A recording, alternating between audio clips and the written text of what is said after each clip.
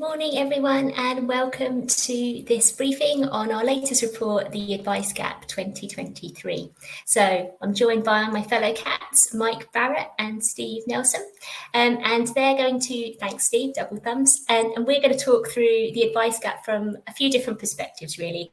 So the idea of this research was to kind of get at why people take advice, but kind of importantly, why they're not taking advice and the barriers to that really. So we've come at that from a couple of different perspectives. We've got some consumer research, which Mike is going to walk us through. And then that's been kind of supplemented by research that we did with our advisor panel, which Steve is going to walk us through. And then kind of before we wrap, over the next sort of 45 minutes or so the session is going to take, we'll kind of do a little bit of, well, what do these findings actually mean in terms of implications for the sector and all of that kind of stuff. So before we get into that, a couple of things just to run through with you. I think you're all very familiar with this format now, but if you haven't had a chance to download the report, after this session, there is a download the report button conveniently where you can access the report and read it in full after this. And we're happy to kind of take questions as we go through, and we'll just try and get through as many as we can at the end. So there's a couple of ways you can do that. You can do it via the ask a question button, and that means the question comes through to me directly, or you can kind of just get involved in the chat bar down the side. So that's kind of it from me from now. I'll kind of be popping up as we go through. Mike, I'm going to hand over to you to kind of start sharing your screen, hopefully, and kick us off. I can actually work out how to share the screen, so bear with me for a second. Hopefully that's working. Seamless. Yeah, that's great. Excellent. Right. I can't see anybody, so I'm just going to carry on talking and wait until someone knocks on the door and tells me to shut up. Right. Good morning, everyone. Thanks for coming along and listening to what we've got to say about the advice gap. So as Nat said, this was a report which we launched this time last week. I think actually this time last week we were queuing to get into a pub afterwards, having finished the launch. But it's a piece of work which we've been kind of heavily involved in for the last 3 or 4 months or so, really. And it's a fairly extensive study, and like extensive studies, those things don't come easily. And really pleased to have the sponsorship from the 4 fine companies you can see at the top as well. It's worth noting that these companies not only funded it, but then took a back seat really. So they really wanted to kind of come at it with a completely open mind and understand the issues around the advice gap. Not one of them wanted to kind of influence the research at all, or kind of put in their own spin into any of the conclusions or anything like that. So yeah, really, really grateful for their support. Right, let's move on into the meat of the agenda really. So going to do this in 3 parts. So the advice gap study, which hopefully you've all seen and enjoyed off our website, has a number of sections on that. Going to skim through kind of a reasonably high level some of the key findings here, mainly because there is a lot of detail within the study. But we're going to start off by going through the consumer research. Steve will chip in on the advisor research, and then we'll talk about the conclusions, what we think needs to happen with it all. Right, headline numbers. So this is kind of initially focusing on the consumer research. So that was conducted through YouGov, I think it took place in about the first week of February, just over 2,000 consumers. So a good representative sample of the UK population, really good split around regions, etc., everything you'd expect from that sort of number. So key headline for the advice gap: 11% of adults have paid for financial advice in some shape or form in the last 2 years. 60% of those are receiving ongoing advice. So that's probably more kind of dominated and skewed into the investments, into the pensions, into the if you like, the traditional financial advice sector that we all know and love. And some of the initial advice, the one-off advice, would be perhaps a little bit more skewed, perhaps into the mortgage and protection sector as well. That 11% has stayed fairly stable throughout the studies which we've done on this. So this is the 5th time which we've conducted the advice gap research. albeit the first time it's been fully in our own brand. That 11% figure has fluctuated up and down a little bit by a couple of percentage points here and there. It obviously dropped down during the pandemic with the amount of people receiving one-off advice. No one was remortgaging or anything like that at that time. So it's broadly being stable. We'll talk a lot within the consumer research in the next 20 minutes or so about kind of the two sides around that. So the 11% who are paying for advice, the 89% who aren't paying for advice, and kind of what's going on within those two segments. But real headline figure we want to call out for the advice sector. One of the things we ask people who have paid for advice, we ask a lot of questions about kind of the overall experience. Did it solve the problem they wanted to be solving? Do they trust their financial advisor? And particularly with kind of the consumer duty klaxon ringing loudly in our ears around value for money, we wanted to understand, do people think that advice is value for money? That 11% who have paid for it, is it value for money? And you can see on the screen there, 88%, real positive endorsement of the advice sector. Very, very happy with what's going on. So Mike, we might just break in to say that could you just do like view full screen on your slides, just so that we're not looking at Adobe bits and pieces? I do. Oh, yeah. God. How do you enjoy that? Looking at so there's view and then full screen mode. Beautiful. Thank you. Excellent. Good job. We've got some professionals here. Thanks, Steve, for clarifying that. And thanks to everybody for pointing that out. They're all. I'm too polite to mention it, but they weren't, so that's good. And looks much better now. Good job. I had my notifications muted. Or Steve see the abuse that Steve's bullying me probably on Teams. But anyway, moving into it. So as I said, we'll come and look a little bit more closely at the 88%, the 11% rather, who are paying for advice, what's going on in that bit. On t'other side, probably the biggest issue we see on the advice gap, we wanted to try and be a bit kind of pragmatic around this and look at kind of addressable issues, things which realistically the advice sector or providers, people serving the advice sector could actually do something about. As much as we would love to solve the problems of affordability and debt and financial resilience for the population as a whole, realistically, that's not something that's kind of directly within our remit. However, with the research shows that there is this addressable segment, to use a horrible consulting phrase, this addressable value pool. 3.1 million people who have said through the survey they would pay for advice if the trust within the sector could be improved. So these are people who are wealthy enough to pay for financial advice. They would do it, but they don't trust financial advisors. And again, we'll explore that going forward. Steve will cover off the advice research. So the last two figures here are within that bit, so I won't steal his thunder too much. But within our advisor panel, we also asked advice firms kind of what's going on in terms of their client profile. Do they have anything to actually serve people kind of on the fringes of the advice gap, if you like, outside of the kind of the core traditional client that we know goes into advisor firms? And the headlines on that are that, the sector is dominated by serving people at retirement, but there is a little bit of life outside of that, actually. It's not as bad as you might think. It's not as black and white as you have to be on average 59, approaching retirement, reasonably wealthy. It is possible to get advice outside of that.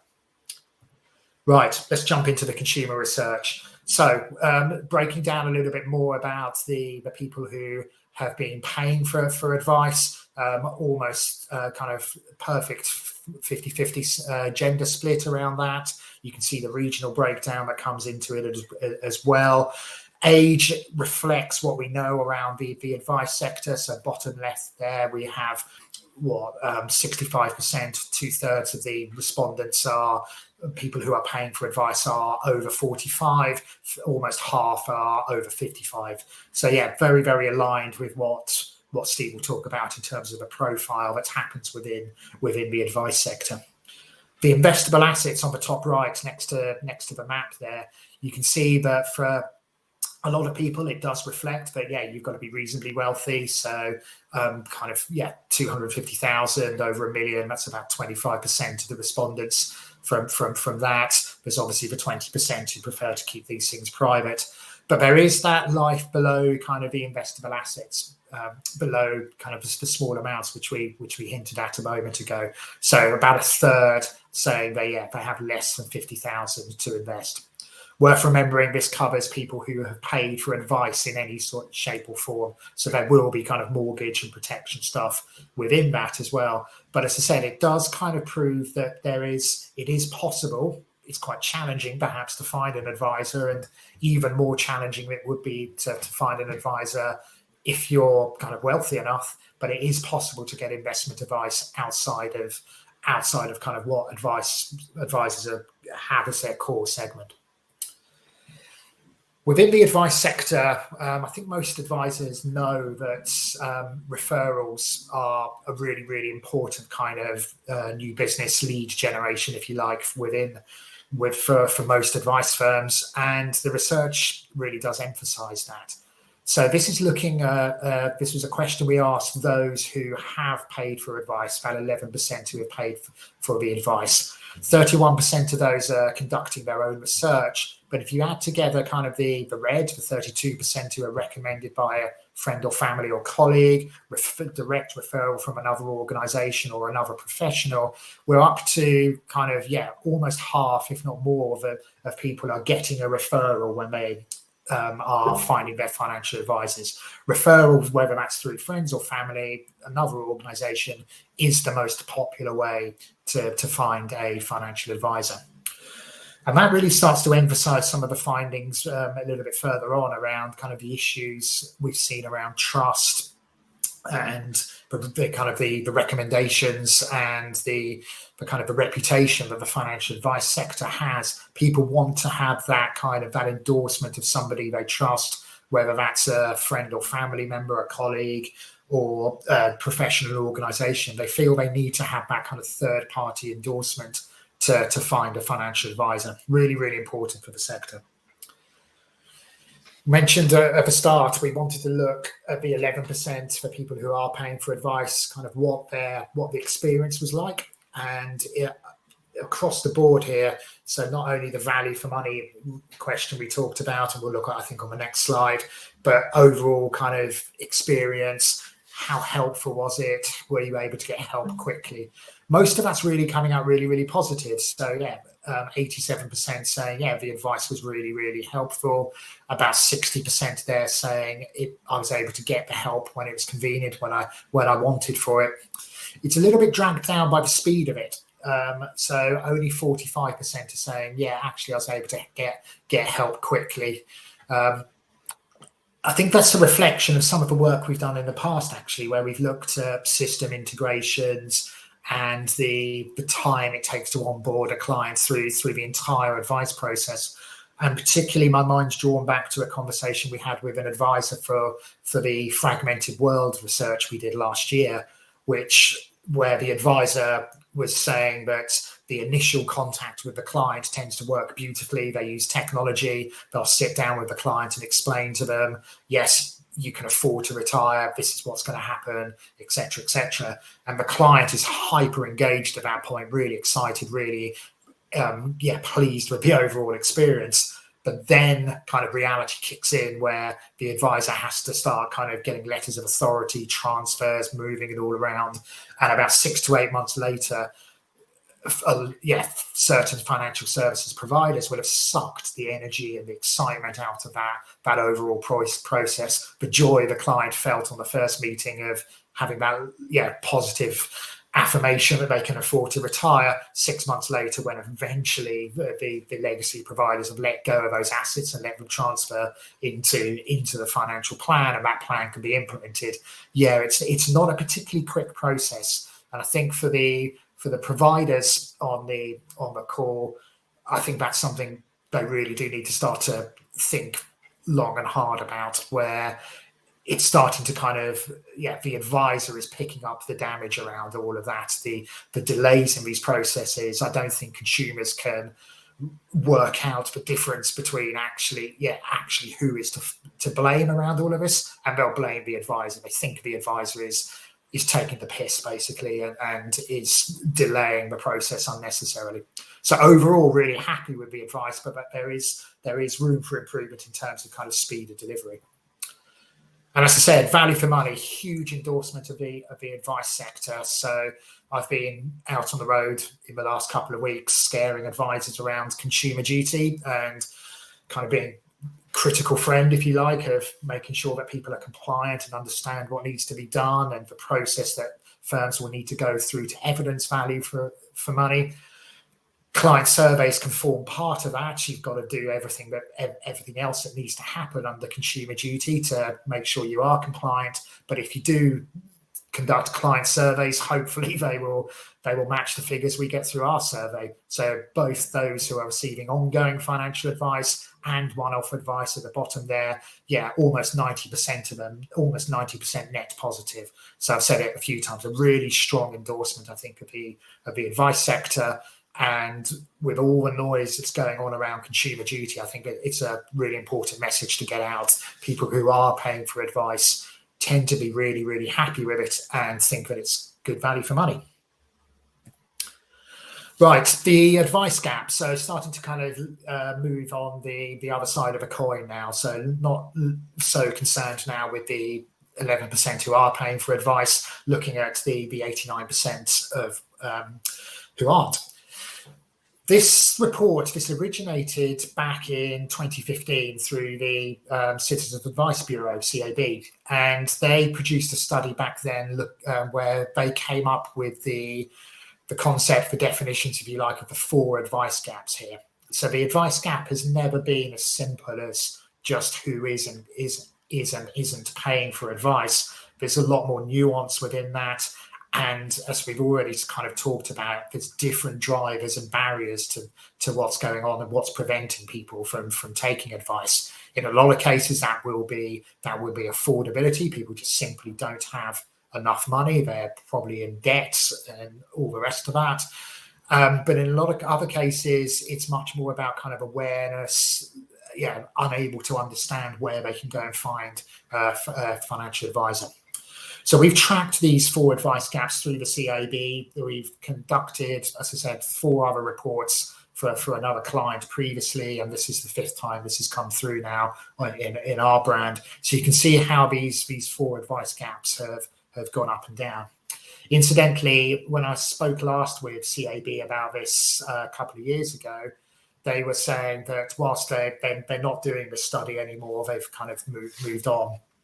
They are virtually certain that there is actually a 5th gap in terms of financial resilience and well-being within the population, where there is a segment of the population who are now, you could give them all of the financial planning, all of the budgeting help available, and their outgoings outstrip their income. They simply do not have enough money.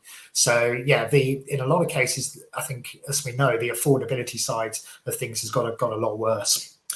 But as I said, we wanted to kind of be a little bit more kind of pragmatic around this and start as much as we don't want to kind of distance ourselves and ignore that problem. That's not something we're going to be able to be solving. So we wanted to try and look at areas which the advice sector could solve. Financial resilience is a problem, though. I think everybody knows that the last couple of years have obviously been very, very challenging, albeit for some people, actually, do you know what? Cutting back on spending, not going on holiday, not remortgaging, or whatever it might be, has actually left people in a slightly better off position than they were going into the pandemic. But within the survey, not only do we ask about kind of total wealth and assets, so we've got 37% of the respondents have less than 25 grand in wealth and assets, and that's excluding property. 24% had less than 10 grand. But around about half of the population, 47% there are either slightly worse off or considerably worse off than they were as well. It's probably worth emphasising that was a survey that was conducted in February. So perhaps, there's been a couple of interest rate rises for people who are impacted by that. and also, I think reality hadn't bitten in terms of the energy price caps and food inflation and all the rest of that. So yeah, it's household finances, everyone knows, have been under pressure. Within that as well, just to kind of finish off the cost of living stuff and the financial resilience, we asked around a number of kind of categories. Yeah, how has this all impacted typical spend? So again, not necessarily a huge amount of shocks around all of this. Everyone knows that electricity, gas, grocery spend has gone up quite considerably. I mean, I'm thinking I might have to cut back from Waitrose and shop at Sainsbury's. It's getting so bad. It's horrific here on the Isle of Wight. But anyway, I guess in all seriousness, everybody's under pressure. No surprises in a lot of some of the stuff that's happening there. But perhaps what was a surprise is on the top here. So looking at workplace pensions, and there was obviously a lot of noise around these about kind of 6 to 8 months ago, kind of going into the first wave of a cost of living crisis, where there was a lot of concern, I think probably rightly so, from a lot of pension providers, admittedly, that people might start to cut back some of their contributions into their workplace pension scheme. They'd see that amount going out of their salary every month and decide, actually, we need to cut back on that. There have been a few people who have done that, but actually, in overall, workplace pensions are a net positive over the last couple of years, where more people have increased their contributions into their pension schemes and have decreased. That's obviously skewed quite heavily into wealthier people, but there's definitely this view, I think, that people have tightened their belts, they've reassessed their financial planning, they've gone through kind of their own budgeting, and workplace pensions tends to be kind of the last thing which they're chipping away at, which I think, thinking back to the kind of the arguments put out pretty rightly against cutting back on contributions a few months ago, I think that feels like a really good thing.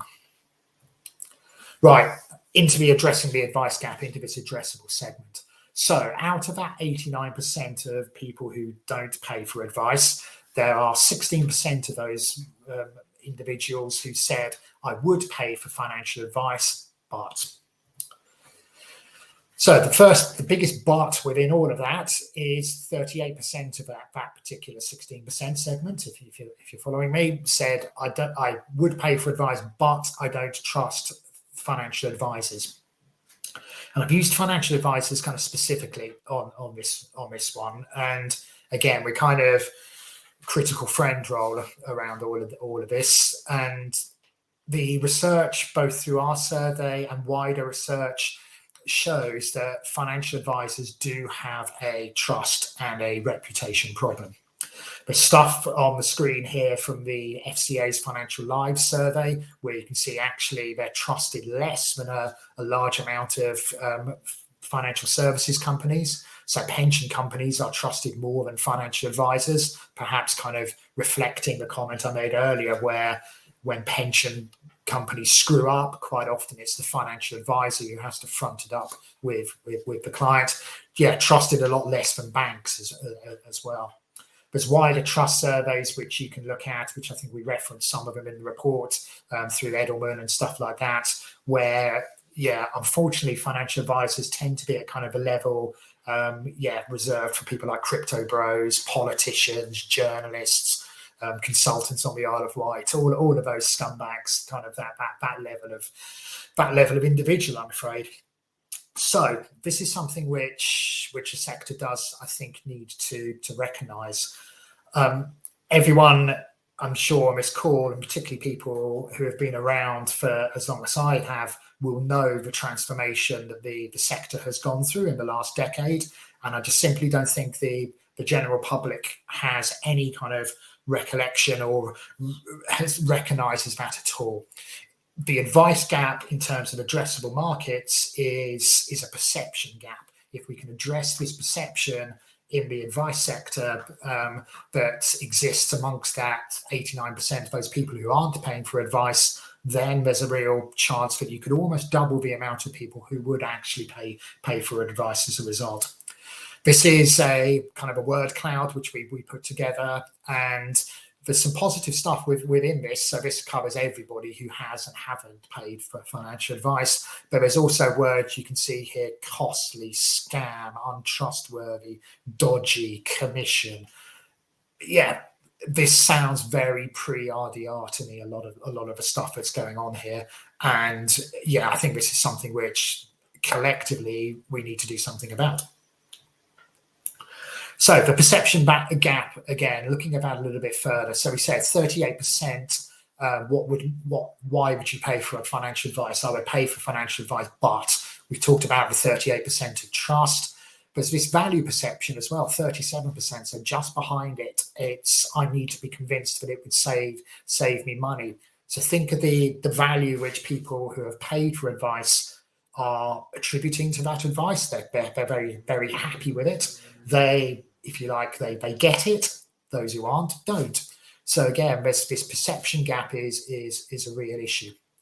The affordability bit, I need to earn more money than I do now. Yeah, that's real.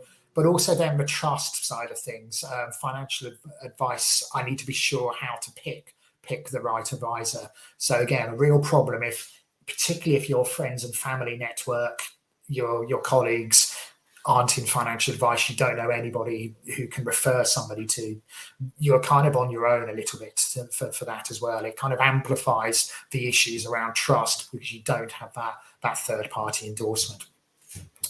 There is a segment who say that it would need to cost less, but as you can see, that's kind of third or fourth on the list of issues around that. So as much as we hear sometimes that financial advice is expensive and more people would access it if it was cheaper, that is the case for a small segment of the population, but there are bigger issues to address around all of that. The population are not cost sensitive for financial advice. They're not cost sensitive for investments generally, and you only have to look at the market leaders on the advice sector side and the D2C side, St James's Place, Hargreaves Lansdown, to realise that, yeah, cost is not the issue around this. Incidentally, we do split down within the report this side of things by gender, and this is one of the areas where there is a little bit of a distinction, and in particular, the male of the species seem to be massively overconfident about their own ability to do this stuff. Obviously, when I saw that first, I thought that was rubbish, and I phoned up the nice female researcher at YouGov and tried to mansplain what was going on to her. But yeah, incredibly it proved she was actually right around all of that one. So yeah, some men do think they are able to do this stuff themselves and that they don't need to pay financial advisors. But generally, the issues which we see on the screen here, particularly the issues around trust and perception of value, those are the two big ones which the advice sector could do something about, I think. We ask around channel preference. I'm not going to go through all of the detail around all of this. I think this kind of emphasizes stuff which a lot of people, I think, on the call will know, that the ideal kind of experience, interaction with a financial advisor for most consumers these days, and this is pretty common across all age bands as well, is a mixture of technology and face-to-face support. So if you look at some of the more transactional bits that are existing here, so things like applying for a new product or researching my financial advisor, people want to do that online. But some of the stuff which financial advisors will be doing day to day with their clients, helping people understand their options at retirement, understanding their investment preferences, risk tolerance, etc., that type of stuff people want to do face to face. Also worth noting around all of this as well, kind of we break down some of the options around, if you like, digital engagement. Using a website is the most popular form of contact. Nobody wants to do, or very few people want to do, video support by video call, Teams, and all the rest of that stuff. I think a lot of people have had enough around all of that. And if you think that's bad, then you're even less likely to want to do live chat on a website or an app as well. So those technologies are obviously pretty well developed, but in terms of consumer preference, face-to-face or just a good old-fashioned website is what people want to be doing. And they're also they are less trusting of the online services as well. So this trust issue that we've just talked about is amplified if you're using a robo-advisor, a digital advisor. This was some research which YouGov conducted separately to R1, albeit it was at virtually exactly the same time. And there's more depth on their website somewhere if you want to look into this particular bit around it as well. But people saying, yes, they are, in a lot of cases, a lot less likely to trust a robo-advisor than a traditional financial advisor. Right, that's more than enough for me, I think. And time for Stephen, who I'm very pleased to say has returned from his holiday looking incredibly tanned. And we'll talk us through the advice research. I'll just butt in here. So just maybe before we hand over to Steve, sorry, Steve, I gave you the limelight and then I asked you to back away. But Mike Holland was just asking, Mike, for you to clarify something. So on the map that you kind of showed us early on, and we had the kind of all the percentages of the heat map stuff, was that percentages showing percentages of everyone that paid for advice, or was that percentages in each region paying for advice? And then his sort of second question was around where does the employer feature in all of this in terms of, is the employer a trusted source of advice? So the first one, that was regional breakdown by those who had paid for advice. Okay. So from memory, it was a little bit of skewed down to kind of the southeast, as you would expect. We did look for employers throughout all of this stuff, and in particular, some of the referral questions. There was a question there: have you been referred via your employer? And virtually no responses to that whatsoever. It's a really interesting one where I think there's been a lot of discussion around the roles that employers could be playing to kind of improve financial resilience beyond the kind of a success story, if you like, of nudging and pushing people into workplace schemes. And I think it feels to me that feels like a pretty sensible argument. I can see how that would play out, but as I said, we've got no evidence of that having any impact whatsoever in the consumer research we conducted. Okay, great. So I can see Steve Cameron and Mike have asked some questions as well, but I might just park those, if that's all right, guys, and just come back to them later, just so that I can give Steve his time in the sun. Steve, do you want to take over and we'll come back to those questions later? Yeah, delighted to that, and thanks very much, Mike, for the introduction. Kind of seamless link. It's not a tan. I don't really tan because I'm from West Fife, so socially and genetically conditioned to be whiter than a Trump rally. The reason I'm glowing, a little bit of promo, is that I think this is the first instance of live studio. Is that right? I think so, yeah. Follow the Lancat or Barrett on the social media. You'll have seen extremely supernatural. Not like the supernatural.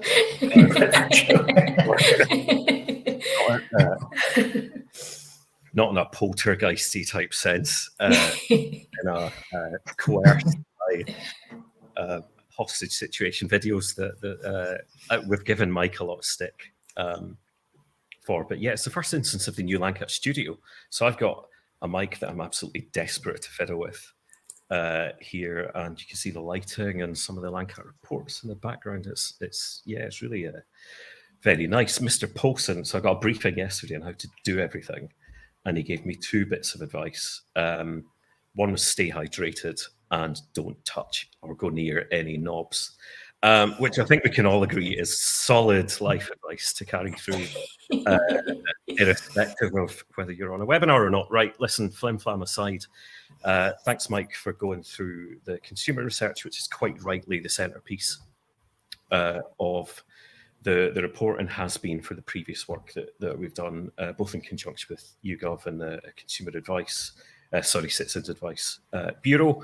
But Lancat being Lancat, and the first instance of us going solo, I guess, with the Advice Gap work, it felt incumbent on us to send a few questions, just a modest handful of questions to our wonderful advice panel, of which I can see on the chat. There's a couple of names I recognise. Hey, Aaron, and Kate's on as well, and I'm sure there's one or two others. So we've got around about 13 to 1400 members of the advice profession on a panel that help us out with loads of stuff, that help us test stuff, help us with our reports.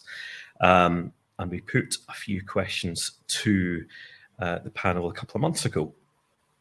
First one, you can see here, we asked a little bit about typical kind of characteristics and demographics of your customers or the profession's customers. Nothing really blockbusting coming back at us. It's one of those instances of the data proving what we thought already, and you know, heightened self-awareness that we're talking in the broadest of generalizations here about what is a deeply complex and nuanced and wonderful profession, but no surprise to see that the mean average client age that the advice profession defined as being 59. So it's right in that pre-retirement phase, during retirement, I guess, for lots of people as well. Everything works in distribution curves, right? So there's going to be people on the left-hand side of that and people on the right, but a huge hump in the middle, around about the 58 to 59 mark. When we do work, you see there in the second bullet, 93% of respondents, the average client age is over 50. So only a significant minority having a slightly different proposition, I guess you would say, or segmentation model, or one of those ugly phrases that horrible consultants like us use behind the scenes. But yeah, that correlates directly to some of the work that we do with platforms and product providers behind the scenes when they show us the distribution of their clients and their end customers, I guess you would say. Huge clustering around the mid-50s to late 50s to early 60s. Similarly, mean average portfolio size, 350K. Again, the rules of gross generalizations apply, but no surprise to see that the mean average and mode average, in fact, clusters around the 250 to 350 mark. It's meaningful sizes of money, and some of the stuff we'll talk about in the next couple of slides will read directly to that. Next slide, please, Mr. B. So yeah, we wanted to test. So what would you do, right? Let's look at a very specific example. So if a client comes to you, or a potential client, turns up at your door with 20 grand to invest, what would you do? I guess I don't know about you, Mike, but this surprised me. Yeah. To see some of the data coming through. I guess one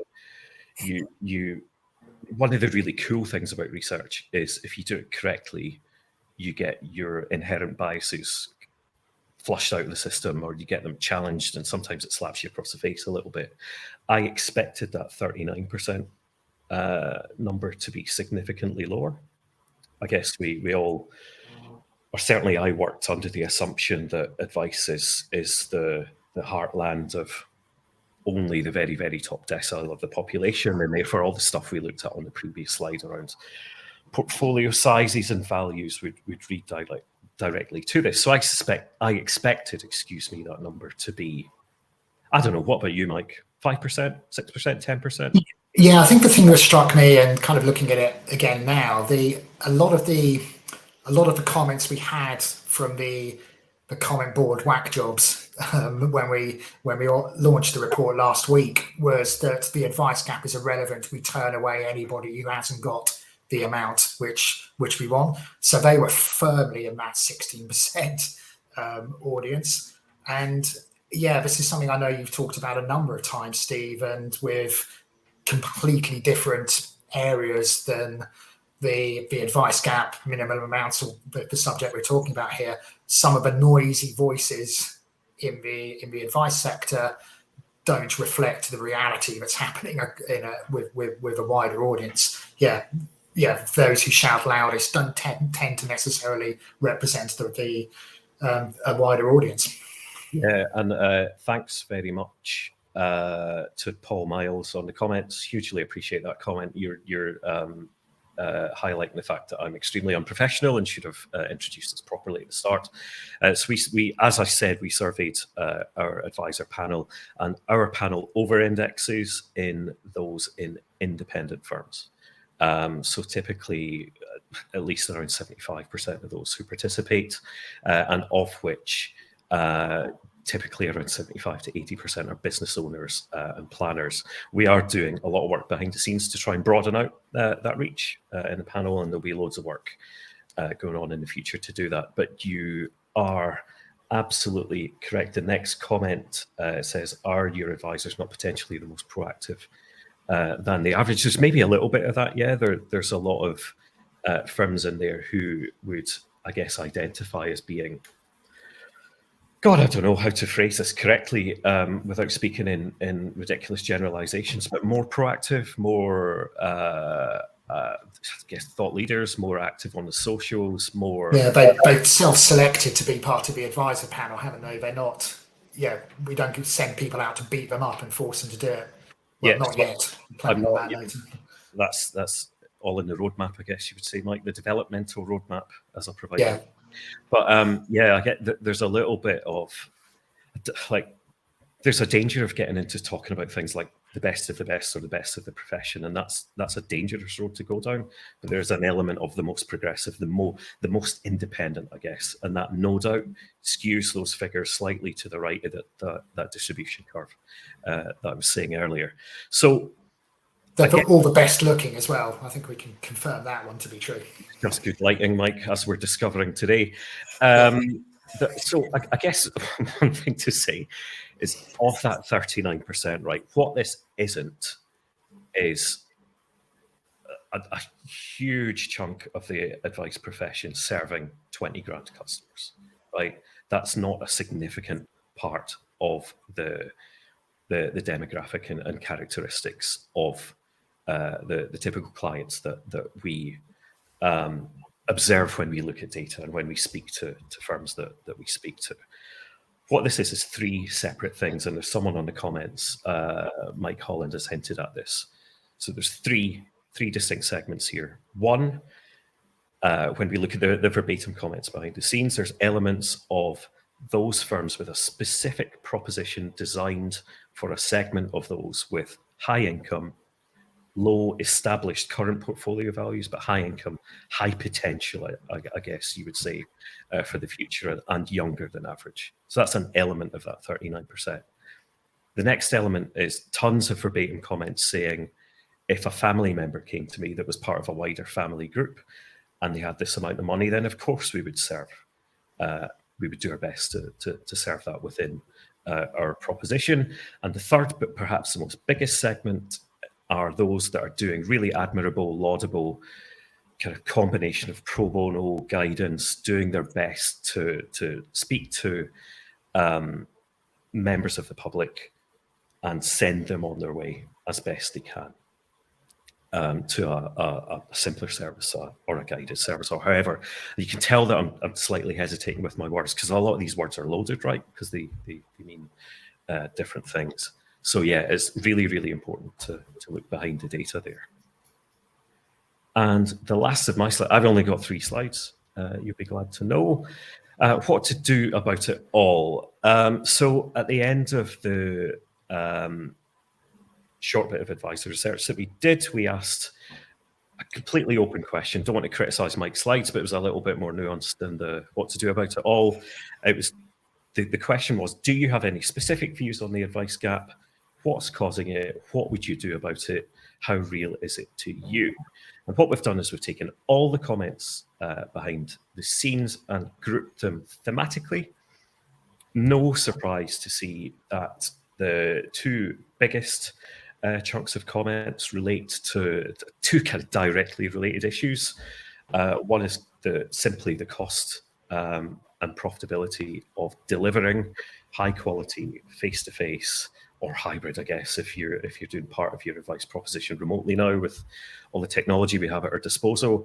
But everything that goes into running a high quality advice firm, whether that's regulatory fees, everything that we talk about regularly, PI cover and all that kind of stuff, it's just not feasible to serve anything other than those portfolio values that we have spoken about earlier. I've got some of the verbatim comments from the report here. So a big cost is the regulatory cost, FCA fees, PI fees, compliance, etc., etc., etc. Possibly a simplified model could work, but it would be difficult to make it profitable. It's been caused by the regulators and PI insurers pushing up the cost of running a financial planning practice. Interesting comment, FCA regulation certainly doesn't help, but neither does barriers to entries of new advisors. I think that's a very fair comment. There's loads of, so not loads actually, correct myself, there's pockets of initiatives of really, really good organizations doing great work to try and I guess attract new members into the profession. I think directly of organizations like Verve Group and everything they are doing just now in NextGen. In particular, some of the big providers, I guess, and networks are doing stuff as well. Perhaps the most interesting comment of all actually on this is it's caused by the FCA, and they could easily fix it by recognizing that some simple advice is better than no advice at all, by introducing a category of one-off non-regulated advice for regulated advisors. Quite an interesting comment there. You can see on the chart there is a kind of relatively long tail of other thematic stuff, and that highlights something Mike said about 10 slides ago, that the advice gap isn't just one thing, right? If it was just one thing, we could probably all team together and do our best to try and address it. But there's clearly cost and profitability issues. There's regulatory issues. There's educational issues. There's technology issues. God, how long have we spoken about the effect on shitty processes and non-integrative technology, Mike? We wrote a big report on it last year. But we try and address that topic consistently. There's so many different things that kind of add up to form this gap. But I guess that leads us to the last section, what to do about it. So what? Okay, right, to close off, these are kind of, I guess, themes and areas which we think need to happen, which we're encouraging people to do something about. And again, kind of trying to get some kind of element of reality around this. There's nothing in here about, hey, let's get people to have more money, because as much as that would be great, that's not within our gift. What we do think is realistic. So this challenge that the advice sector, the advice profession faces in improving the perception, improving trust within the advice sector.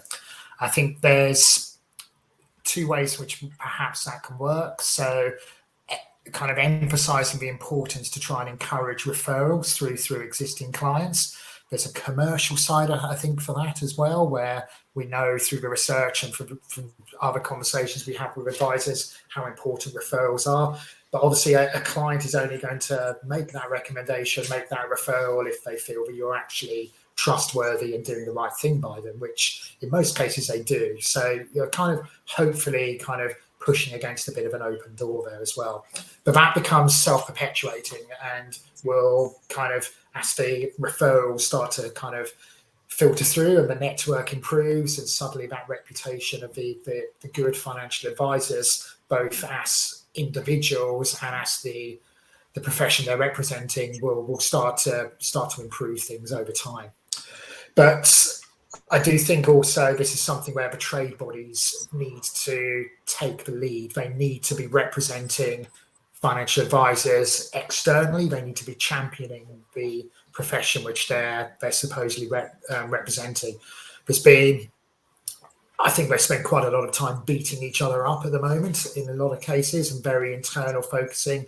And that perception gap, which we talked about, that professionalism which the advice sector has gone through, the transformation it's gone through since RDR, the public haven't recognised that. So the trade bodies really do need to be taking the lead to address that and to get that message across. Providers, I think, have a role with that as well. So I think they can help fund some of that, frankly. And again, there's a commercial interest around that. If the sector is more trusted, we've seen that would lead to more advice, which would lead to more flows to the financial providers. So there's a return on that investment, I think.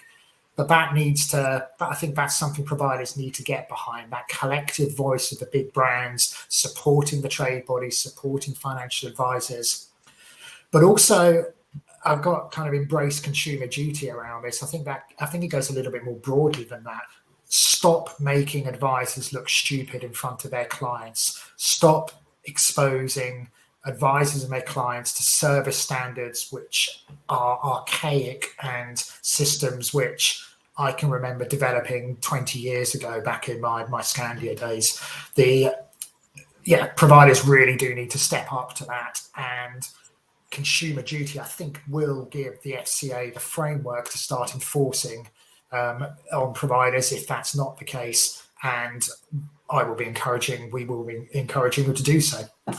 Finally, we've got channel conflicts down for providers as well. I think this is, again, kind of maybe a more commercial one aimed at the provider audience here, but we hear often kind of advisors saying, oh, providers are going to steal my clients, and providers saying, oh, we can't do a simple D2C service because advisors will think we're going to steal their clients. It's quite possible to kind of create that perception, and particularly if the providers communicate it in their quite often usual clumsy manner. But as Steve's numbers showed a couple of slides ago, the advice sector is increasingly concentrated on a fairly narrow segment of the population. It's interesting if you contrast that to the D2C sector, where the average age of those clients are going down into mid-30s, with investable assets kind of in the 50 grand to 100 grand bracket. There is clear blue water between the advice sector and the D2C sector. So I don't think, providing the providers don't screw up, I don't think channel conflict is necessarily something they should worry about if they're going after a completely different segment.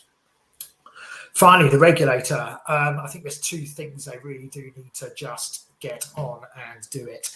The FCA register, I mean, I'm deeply sad and read most of the FCA stuff that's going on, and I like to think I understand what's going on with it. The FCA register still blows my mind trying to navigate that. I cannot imagine there is somebody in the real world can go onto the FCA register thinking, should I trust this person? Should I trust this organisation? It needs to be sorted out to help address that issue. It absolutely needs to be sorted out to address some of the issues around scams and all the rest of that stuff. So a consumer-facing version of the FCA register, which is something they've been talking about for about 3 or 4 years. I mean, my God, it's going to be incredible when they launch it, I'm sure, as a result of it. But yeah, they need to get on and do that. But also I wonder whether the regulator needs to play a bit more of this role in championing advice. It's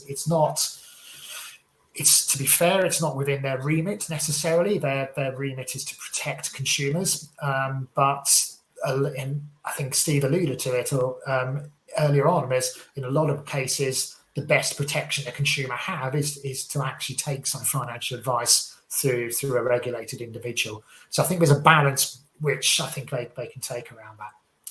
The final thing the FCA need to get on with is the advice and guidance boundary review. So they did a piece of work looking at ISAs last year, which was, I struggle to think of a bigger waste of time than I've ever seen actually in some of the FCA documents they issued. That was all about selling more ISAs to people who want to buy an ISA rather than actually addressing the advice gap and addressing the advice and guidance boundary. I think they have recognised that in not so many words, and are saying that they are going to do some work around the advice and guidance boundary, but they're already kind of saying, oh, this is quite hard, it's going to take a lot of time. Through the conversations we've had through this work, there is evidence that there is a real regulatory vacuum starting to emerge in the absence of that clarity. It's hard to see how providers, advisors will commit resources to developing a service around the fringes of the advice gap without that regulatory clarity there. So the sooner that work happens, the better. Right, I think that's it from us. In fact, I know it's from us. So we've got some time for questions now. I'm going to see if I can stop sharing the screen without turning off the internet. Good luck with that. That seems like that's worked okay, Mike. So thanks Bo, thanks Mike, thanks Steve for that. So we've got a few minutes now for questions. So I might just kind of work my way through some of the ones that came in already. So Steve Cameron, hi Steve, he asked whether we got a feel for how much customers thought they would have to pay for advice. Did we get anything on kind of reasonable cost to pay? We've got that through previous studies, and we didn't ask it this time round, mainly because the previous studies, I think the question, if you pose it in those exact words to the consumer, it's just too open-ended, and because they don't understand the value of advice, they don't understand what's going on with it. It's kind of right, how much to, I don't know, buy a washing line. They have no benchmark for it. Pretend I know nothing about washing line. Something you know nothing about. So people were saying, right, I'm going to pay, I don't know, 50 quid for it. I'd like to pay £100 for it. There was no kind of reality of what's going on with it. Now, with references to washing line. Yeah, that's a terrible analogy. I need to work on that. But you get my point. Yeah, there's no benchmark. Okay, that's great. Thanks for that. Out in the chat if you want to see my washing line. Okay, trying to keep us on track valiantly. Right, so Mike Climbs is asking us around, does the research have any views on the attitudes of advisors to annuities? So Steve, I don't know if you want to come in on this. I think my reading of it is that maybe not on this round, but this might be something that we return to later in the year as an issue. Yes, trying very hard not to think about washing lines. Yeah, it's not. Thanks for the question. It's not something that we tested in this round. We do have some stuff from previous exercises around attitudes towards certain products and services and certain retirement products. It's certainly something we'll be focusing on. This is me giving a total politician's answer and trying to link it to promote something else, which is a awfully ugly way to answer this. But we will specifically be doing this throughout the autumn, both in a project that we hope to be doing on retirement income, but also in State of the Advisor Nation Wave 6, which will be in the field in late autumn, early winter. Lovely. Thanks for that. So one question we've had come in, which sort of relates to banks versus advisors, really. So kind of after the whole PPI scandal, one assumes the banks would be less trusted. Do you guys think the trust level for banks has dropped? And do we think that the trust that people have in advisors has increased? What would you say about that? So the FCA research, which we put up from their Financial Lives study, shows that banks are trusted more than financial advisors.